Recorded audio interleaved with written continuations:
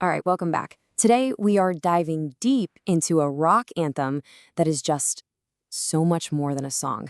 I mean, this thing is a full-blown miniature opera.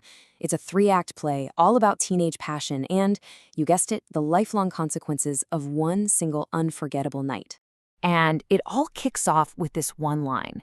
Right away, we're pulled into this memory that feels just incredibly vivid, crystal clear. This isn't some fuzzy, half-remembered story from high school, no way. The narrator makes it a point to say he remembers every little thing. And that tells you, right from the jump, that every detail we're about to hear is absolutely crucial. Okay, so let's get into Act 1, A Perfect Teenage Night. This is the exposition, and boy does it set the scene. It paints this perfect picture of a classic teenage rite of passage. You know that feeling, right?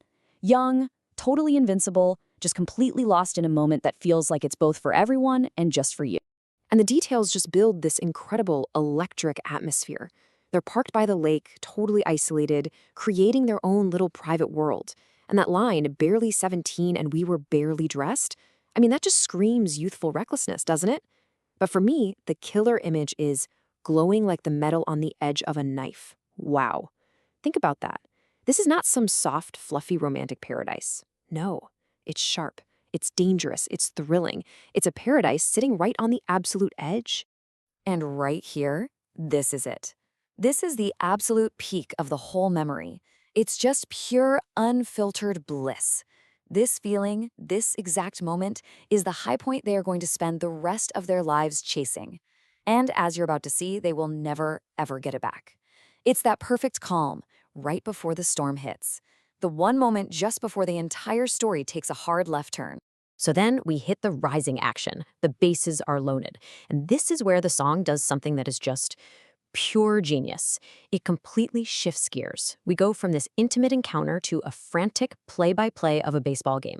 I mean, what a brilliant metaphor, right? It takes this super private moment and broadcasts it like it's the World Series, and in doing so, it just jacks up the tension and the stakes to a whole new level. And suddenly, the whole narrative gets hijacked by the legendary Yankees announcer Phil Rizzuto. The tension just skyrockets. We're not talking about two kids in a car anymore. No, this is a real pressure cooker, and it feels like the whole world is listening in. And you can feel the pace of the song just pick up right here. It's mimicking that frenetic energy. He's rounding first base, and there's no pausing and no hesitating. He is immediately pushing for more, really turning it on, just building this unstoppable momentum. See, each base is like a clear checkpoint in this game of intimacy. And getting to second base isn't just about being safe. The announcer tells us this kid really makes things happen out there. And that just adds fuel to the fire, right? It just pushes that relentless forward drive even harder. And now the risks are getting way higher. The actions are getting more and more daring. A stolen base? That's a pure gamble. It's a super risky move that pays off, and it just pushes the limits and ratchets that tension right up to the breaking point. He is just one step away from home plate now. And here it is, the final all-or-nothing play, the suicide squeeze. In baseball, that is the ultimate gamble. It is the literal point of no return, where both players have to commit 100% to the action.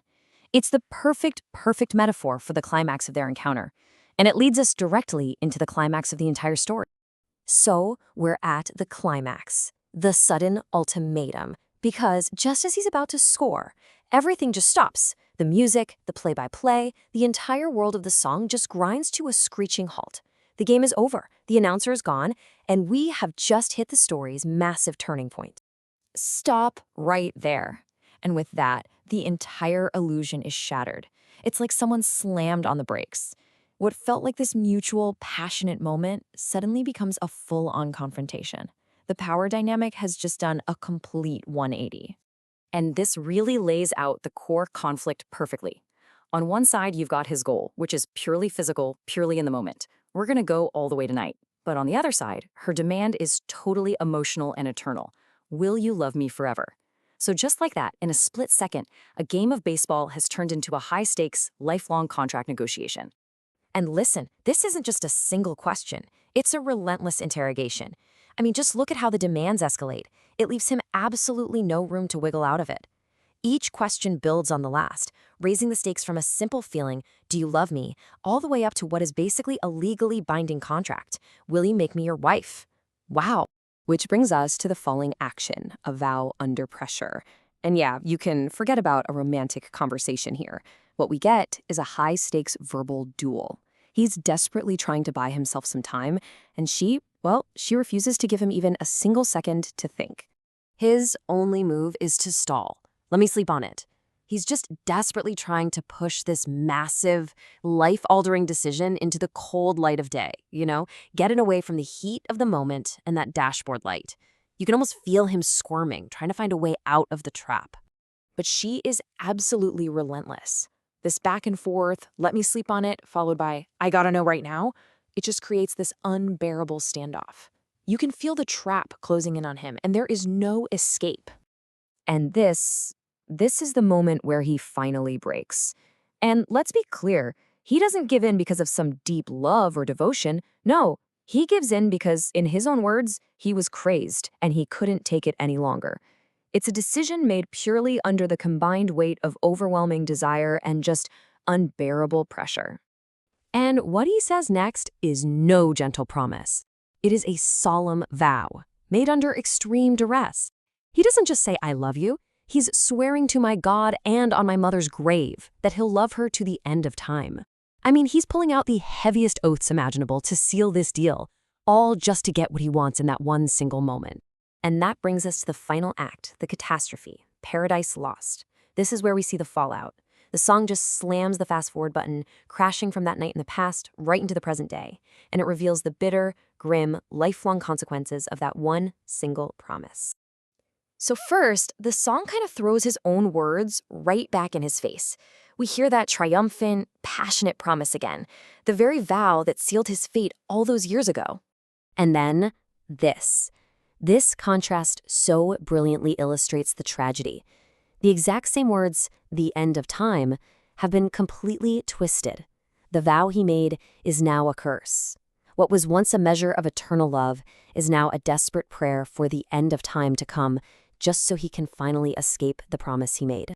And just in case you didn't get it, the song then hammers the point home by putting the past and present side by side. You have that perfect memory, it never felt so good, it never felt so right, and it is immediately crushed by the miserable, heartbreaking reality of today. It was so much better than it is today. Oof, Paradise has been well and truly lost. So that leaves us with the big question, right? What is Paradise by the Dashboard Light? Is it a love song or is it a horror story? I think the song's genius is that it's both. On one hand, it's this incredibly nostalgic celebration of that one intense, perfect moment of young love. But on the other hand, it is a deeply cynical, powerful cautionary tale about the lifelong consequences of making a promise in the heat of passion. So a love story or a horror story about being trapped by your own words? The brilliant and maybe tragic answer is, it's both.